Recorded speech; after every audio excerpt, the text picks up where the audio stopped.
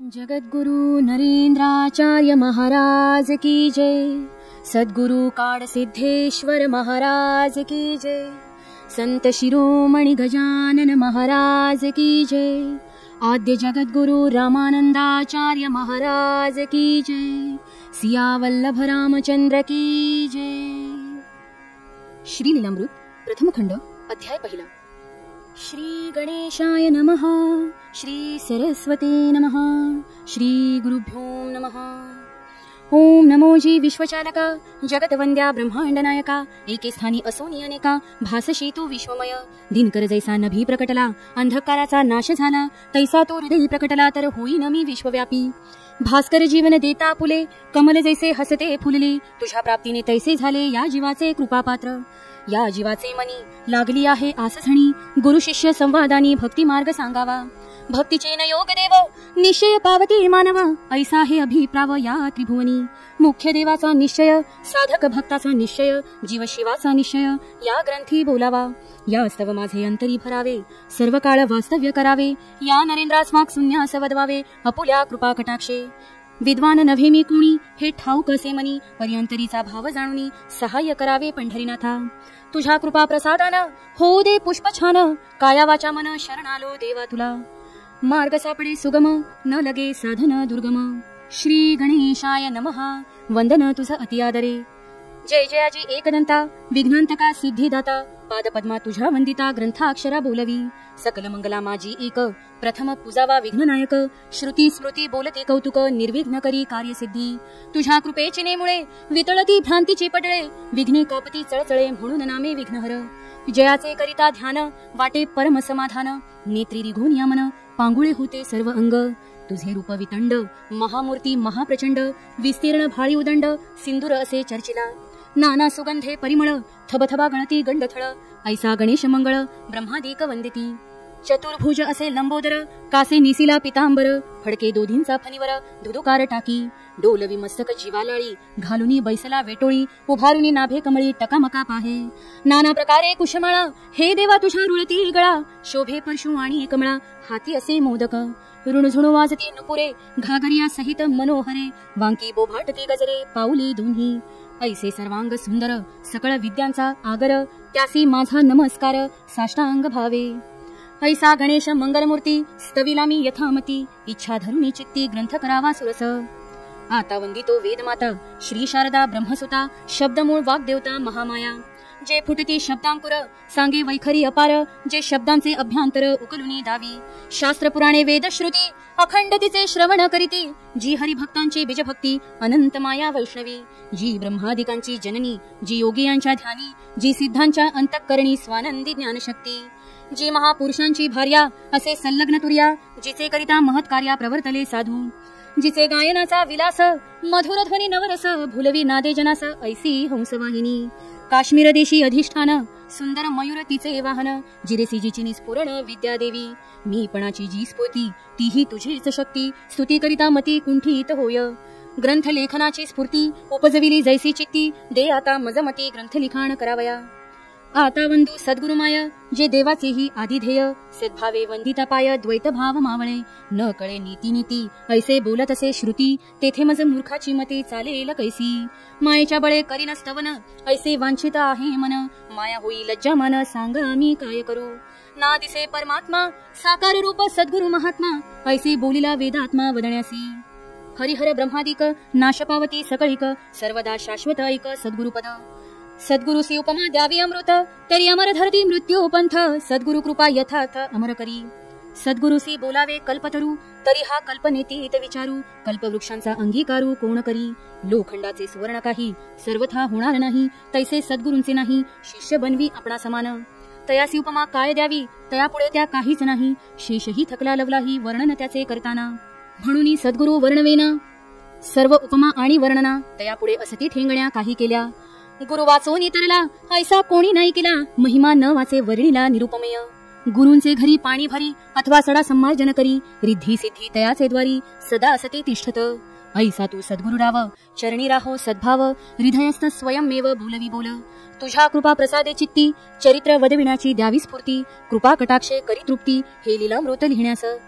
गुरुकाळ सिद्ध सानिध्य सता त्यास या बालकाची चिंता पुरवावे कोड कौतुका या दास नरेंद्राचे. गुरुमाऊलीचे निबळे बोलो बोल हे सगळे भक्ती रसाचे हे सोहळे पुरवू आजी. आता वंदन उपास्य देवता संत गजानन माझ्या त्राता बंकट पितांबर जैसे उद्धारिता तैसा मजा म्हणावा. पूर्वजन्मीचे पुण्य भले माझे होते उदयास आले म्हणून हे दृष्टी पडले चरण गजाननाचे. लौकिक यांचा महाराष्ट्रात आहे मोठ्या प्रमाणात शेगावी भूवैकुंठात राहतो माझा प्राणसखा. ग्राम नाही नाम नाही प्रकटण्यास शेगावास जाई योग्यांच्या सर्व लीला पाही अंगी आहेत त्याच्या. षडविकार धुतल्या विना अंगी साधुत्व येईना आणि साधू विना होईना ऐशा लीला. संत गजानन शेगावीचा खजिना आहे साक्षात्काराचा जैसी श्रद्धा तैसा त्याचा अनुभव येतो भाविका. काही सुकृत पदरी असते तेव्हा चरण ऐसे भेटते प्रत्यक्ष ईश्वर आहेत ते संत गजानन. मी तुमचा चरण रज माझी राखा तुम्ही लाज हेची मागणे आहे आज अंतःकरणातून तुम्हा हो. जैसी देणार प्रेरणा तैसा होणार हा ग्रंथ जाणा हे स्वामी गजानना विनवितो दास नरेंद्र. आद्य रामानंदाचार्य जगद्गुरु जे पदनतांचे कल्पतरू जे अध्यात्म विद्येचे मेरू याच देशी झाले. 4 वेद 6 शास्त्र ज्यांनी केली आत्मसात 18 पुराणे सर्व ग्रंथ होती त्याचा मुखतगत. अहम ब्रह्मासी जो बदला जो जातपात विसरला चराचरात पाहिले जीवाला तो रामानंदाचार्य. रामानंदाचार्य स्वयं राम जडमुढांच्या उद्धाराकरिता जन्म दिले याने रामनाम मोक्षदायी. वर्णभेद जातपात उणे नाही मानले यत्किंचित भारतवर्षात भगवत भक्त याने निर्माण केले. परमेश्वराचे गुणानुवाद नाना निरूपणाचे संवाद अध्यात्म विद्या भेदाभेद सोपे केले. हिंदू धर्माचे उत्थान हे तयाचे कार्य महान म्हणून सद्गुरु बहुमान मिळाला रामानंदाचार्यासी. कोणी म्हणती वैष्णवाचार्य कोणी बोलती रामानंदाचार्य हिंदू धर्माचा थोर आचार्य महान तत्ववेत्ता. विशिष्टाद्वैत याचे मत संपूर्ण विश्वाला जे आधारभूत माझा असे साष्टांग दंडवत त्या भगवान रामानंदाचार्यच. आता शांडिलादी ऋषीवर वशिष्ठ गौतम पराशर ज्ञानगभी जो दिनकर त्या शंकराचार्यास नमन असो. मध्ववल्लभ रामानुज ज्यांनी धर्माची राखली लाज तुलसीदास कबीर रविदास यांना साष्टांग दंडवत असे. संत हेच भूमीवर चालते बोलते ईश्वर वैराग्याचे सागर दाते मोक्षपदाचे. जो ज्ञानियांचा ज्ञानेश्वर नामा चोखा गोरा कुंभार सोपान मुक्ताई नरहरी सोनार जगद्गुरु तुकोबाराया. शिर्डीच्या साईनाथा अक्कलकोट निवासी स्वामी समर्था तुम्हा सर्वांच्या चरणी माथा ग्रंथ करावा सुरस. तुम्हा सर्वांच्या आशीर्वादानं करत आहे ग्रंथ लिखाण द्यावा आशीर्वाद पूर्ण हे देवाधिदेवा. सदा सर्वदा योग तुझा घडावा तुझे कारणी देह माझा पडावा उपेक्षू नको गुणवंता अनंता रघुनायका मागणे हेची आता. नमो आदि बोधात्मरूपा परेशा नमो हंस नारायणा निर्जरेशा नमो ब्रह्मदेवा वसिष्ठा रमेशा नमो दशरथा श्रीरामा. ध्यान करू आता हरपले मन गुणातीत जाहले सगुण जिथे जातो तेथे दशरथ नंदन करी चाप बाण शोभत असे. प्रभू राम माझे मनी सीताराम माझे ध्यानी राम माझा शोभे हृदय सिंहासनी अयोध्येचा. हे राघवा रघुपती पावाता शीघ्रगती माझा अंत पाहसे किती हे दयाघना. तुझ्या आशीर्वादा वाचून देवा शक्य नाही लिखाण घालवून माझे अज्ञान स्फूर्ती द्यावी आता. विनंती माझी नम्रचरणी यावे तुम्ही धावूनी साक्षात समोर बैसोनी कथन करावे लिखाण. आज वार असे बुधवार 2013 मास सप्टेंबर दुपारचा 3चा सुमार दिनांक असे 25. श्री देव सिद्धेश्वर आणि वरदान तुमचे चरणी साष्टांग वंदन आश्रयास तुमच्या राहून म्हणतो करावे लिखाण. पावसाचे आहेत दिवस कठीण अनेक समस्या येतील पण सहाय्यभूत आपण होऊन सांभाळ आमचा करावा. सोबत जयप्रकाश लोडारी नर राजन सखाराम बोडेकर श्याम गजानन केणी खर आहेत सोबत आमच्या. या सर्वांना सांभाळावे कृपाछत्र शिरी धरावे होणाऱ्या चुकांचं माफ करावे हे देवा सिद्धेश्वरा. तुमची परवानगी समजून सुरू करतो लिखाण लीलामृत ग्रंथाचे इथून आशीर्वाद असू द्या. वारंवार येते मनी बुद्धिवान असे मनुष्य प्राणी जन्म मरणाच्या वाऱ्या करूनी सुखी का होत नाही. नाना यत्न करतो बिचारा सुख समाधान नाही घर सुख प्राप्तीसाठी खटाटोप पसारा सदा अनकदा सुरू असतो. ज्ञान आणि विज्ञान हे सुखाचे मार्ग दोन संगम ज्यांच्या ठाई जाण तो होणार आहे सुखी. भूत भविष्य वर्तमान संचित प्रारब्ध क्रियामान जन्म घालते प्राक्तन मनुष्य प्राण्या.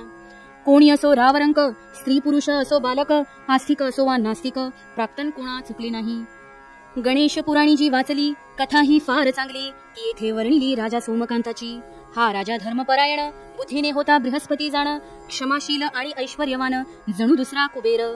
सुधर्मा नावाची सुशील राणी, पुत्र हेमकंठ धर्मपरायणी, सौराष्ट्र आणि चारही बाजूंनी राज्य याचे विस्तारलेले. राज्यात दुःखाचा लवलेश नाही, सर्व प्रजा आनंदी राही. याचका आणि अतिथी जराही विन्मुख होऊन जात नसत. प्रजा पुत्रवत मानून शिवभक्तीत असे मग्न, दुष्ट आणि दुर्जन यांची संगत केली नाही. इतका असून धर्मपरायण घाला घातला सुकृतानं, मागील जन्मीचा भोग जाण काळ त्याचा बनून आला. राजा अत्यंत रूपवान, ग्रासले त्यास कुष्ठरोगानं, जखमा आणि दुर्गंधीनं पुरते जर्जर केले. शरीराची लाली संपली, सर्वत्र दुर्गंधी पसरू लागली. तोंड दाखविण्याची वाटू लागली लाज त्या राजाला. राजाने निश्चय केला त्यागावे या राज्याला, गादीवर बसवावा पुत्राला प्रजा रक्षणासाठी. पत्नी, पुत्र आणि प्रधान घेतले जवळ बोलावून, राजपाट सर्व त्यागून ईश्वर चरणी जात असे. राजास समजाविले साऱ्यांनी, नका जाऊ त्याग करुनी. प्रजा आणि आम्ही साऱ्यांनी काय गुन्हा केला असे. आपली सेवा शुश्रूषा करू, मनी शंका नका धरू. ईश्वर सेवेने करू आपण असं पापमुक्त. राजाने कथिले सर्वांना, हा माझा भोग आहे जाणा, तो मज भोगल्याविना सुटका नाही कदापि. आपण माझे कार्य करावे, प्रजेस माझ्या सुखी ठेवावे. धर्मपरायणा न सोडावे, द्यावी मज आता आज्ञा. राजाचा दृढ निश्चय पाहून भार्या, पुत्र आणि प्रधान म्हणे वनवासात जावे घेऊन आम्हा सर्वांसी. समजाविले राजाने प्रधानास, राहावे तुम्ही या राज्यास. हेमकंठाच्या मदतीस कोण बरे आहे सांगा. तुम्ही माझे 5 प्रधान आहात, अगदी पंचप्राण. बळ आणि कुशाग्र बुद्धीने राज्याचे रक्षण करा. मग राणीने हट्ट धरला, मी येणार आपल्या सेवेला. पतीशिवाय पत्नीला शोभा नाही त्रिभुवनी. पती सेवा हाच धर्म तिचा, हिरावून घेऊ नये सचा. धर्माविरुद्ध कैचा व्यवहार तुमचा. पत्नीचा हट्ट पाहून विचार करून मनोमन धर्म आज्ञा प्रमाण मानून सोबत नेण्यास तयार झाला. हेमकंठ पुत्र म्हणू लागला, ऐश्वर्य राजभोग नको मला, सोडून प्रिय माता पित्याला वनात येणे हेच योग्य. राजा पुत्राला समजावू लागला, आई वडिलांची आज्ञा ज्याला समजते तो पुत्र भला, सर्व कुळे उद्धारितो. राजा सांगे हेमकंठाला, राजपाट सांभाळण्याची आज्ञा तुझला. प्रधानास ती जोडीला राज्य मोठे विस्तारावे. वडिलांची जो आज्ञा पाळतो, आई वडिलांचे जो श्राद्ध करतो, गयेला पिंडदान करतो, तोच खरा सुपुत्र. राज्य नीतीने चालवावे, कसे ते ऐक बरवे. श्री गुरूंचे चरण धरावे अंतःकरणापासून. ईश्वराची स्तुती करावी, अपराधांची क्षमा मागावी. नित्यदिन सत्कर्म करावी, कुणाची निंदा करू नये. ज्ञान विज्ञान श्रवण करावे, दुसऱ्याच्या नेहमी उपयोगी यावे. गुरुद्रोह परस्त्री त्यागावे, दुर्गुण आपल्यातून. सुष्टांचे पालन करावे, दुष्टांना दंडित करावे. अंध अपंग निर्बलांचे रक्षण करावे, अशी आहे वेदवाणी. जे आपणास माहित नसावे ते गुरुस पुसून घ्यावे. सुज्ञानपणे वागावे, हलक्या मनाचे राहू नये. दुसऱ्यांवर विसंबून राहू नये, शत्रूवर विश्वास ठेवू नये. गाफीलपणे जगू नये, कारभार करावा डोळस. नीतीने जगण्यास सर्वांस भाग पाडावे आपण खास. अनितीच्या मार्गास प्रोत्साहन कधी देऊ नये. कोणी निंदा आपली केली तरी होऊ नये दुःखी मुळी, अथवा स्तुती केली तरीही भाळून जाऊ नये. आपल्या सर्व मसलती बाहेर फुटू नये कोणरीती, याची खबरदारी जे घेती तोच विजयी होणार. आपल्यामधील षडविकार नियंत्रित ठेवावे बरं. सद्गुरु सहवासे सार, येते ध्यानी मानवाच्या. लोकोपयोगी साधनांचा नाश करून नये कधी त्यांचा. मदती करुनी देवालय उद्यानांचा जीर्णोद्धार करावा. सदा प्रजेचे हित पहावे, नोकर चाकरांशी सौजन्य ठेवावे. चूक त्याची चूक म्हणावे, कधीही कचरू नये प्रमुखाने. गुरु, माता, पिता आणि देव चरणी ठेवावा अनन्य भाव. त्यांच्या आशीर्वादानं चालवावे साम्राज्य फुले. असा उपदेश देऊन राजा पत्नीसह गेला निघून. संन्यासी वल्कली निसून निर्भीड अरण्यात. वनामागे वने टाकून, मजल दर मजल करून. थकले भागले म्हणून बसले एका सरोवरापाशी. निसर्गरम्य होते सरोवर. अर्जुन, पिंपळ, जांब, देवदार, वड, फणस, बकुळ हिरवेगार, अनेक प्रकारच्या वृक्षवल्ली. हंस, बगळे, मोर, ससाणे, कोकिळ, घार, कावळे, चिमणी, कबूतर, लांडोर असे नानाविध पक्षी. सोमकांत आणि सुधर्मा राणी सरोवरातील पिऊन पाणी थकले भागले म्हणून विश्रांती घेत होते. इतक्यात एक तेजस्वी ऋषिकुमार हाती घेऊन घागर पाणी नेण्याचे सत्वर आला त्या सरोवरी.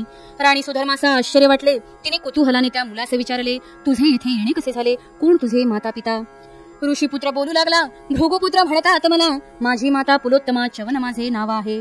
एवढ्या दारुण अरण्यात तुम्ही का बरे आलात? तुम्ही कुठले आहात पतिपत्नी? कुमाराचे प्रश्न ऐकून सुधर्माने केले सर्व कथन. काळगती प्रभावानं आम्ही व्यतीत आहोत. त्यांची दुर्धर ऐकून कहाणी ऋषीपुत्रास वाईट वाटले मनी. घागर भरून घेतले पाणी, गेला आपल्या आश्रमी.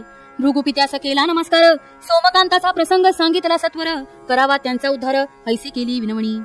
ऋषीने आज्ञा केली पुत्रास, आश्रमी आणावे दोघांस, प्राक्तन पाहून त्यांचा बोध देऊ आपण. पित्याची आज्ञा होताच चवन, राजा राणीस भेटला येऊन, आश्रमी चलावे आपण, ऐसी विनंती केली. राजा राणीचा आनंद झाला, दोघा आली आश्रमाला, वेदघोष होता चालला भृगु आश्रमी. जन्मजात असलेले हाडवैर विसरून गेले होते सार, नानाविध पशु पक्षी बर हिंडत होते एकत्र. आश्रमातील वातावरण चालले गुण्या गोविंदानं, संपूर्ण आसमंत भारावून गेला होता. सोमकांत राजा राणीने हात जोडून नम्रपणे भृगु ऋषींना घातली लोटांगणी अनेक वार. राजा म्हणाला हात जोडून, महर्षी आज झालो धन्य, आपल्या दुर्लभ दर्शनानं कृतकृत झालो. माझ्या पूर्वजन्माची पुण्याई म्हणूनच आज भेटला ताई. उभ्या आयुष्यात वाईट वागलो नाही तरी दुर्धर्गती का आली. आजवर न्याय मार्गाने प्रजापालन, पापकर्म केले नाही चुकून, होता होईल तेवढे केले पुण्य, अनेक केले दानधर्म. माझ्या या शरीराला हा दुर्धर आजार का आला, कोण्या जन्मीचे पाप मला फेडावे लागत आहे. या दुर्धर आजारासाठी औषधोपचार अनेक गोष्टी, नाना यत्न करूनही शेवटी निष्फळ सारे ठरले. आपल्या आश्रमी मी पाहिले, पशुपक्षी वैर विसरले, हे आपल्या पुण्याईमुळे शक्य झाले. या पशुपक्ष्यांचा केला तर उद्धार, माझा आहे आपल्यावर भार, सांगावा काही उपाय बर या व्याधीतून बाहेर पडण्याचा. सोमकांताची प्रार्थना ऐकून ऋषीचे हे लावले मन, तुझ्या दुखण्यावर उपाय सांगेन, कष्टी तू होऊ नकोस. दुसऱ्या दिवशी जवळ बोलावून सांगितला त्याचा भूतकाळ जाणून, पूर्वाश्रमीचा तू वैश्य जाण विंध्य पर्वतामधील. चिद्रुन नामक तुझा पिता, सुभगा नावाची तुझी माता, पुत्र त्यांचा कामाद होता तो तू आहेस. आई वडिलांनंतर केलेस तू पाप घोर, गो ब्राह्मणांवर अत्याचार असंख्य केलेस. खोटे बोलणे चौर्य कर्म, अनेकांचे लुबाडणे जार कर्म, कर्ज काढून फसविणे द्यूत कर्म, अनेकांचे घेतलेस प्राण. पुढे आली वृद्धावस्था, नातेवाईक सोडून गेले असता, देवधर्म आठवले आता, कृत्यांबद्दल झाला पश्चाताप. कामादांच्या मनात आले, दानधर्म पाहिजे केले, म्हणून अनेक देवालये जीर्णोद्धार केली.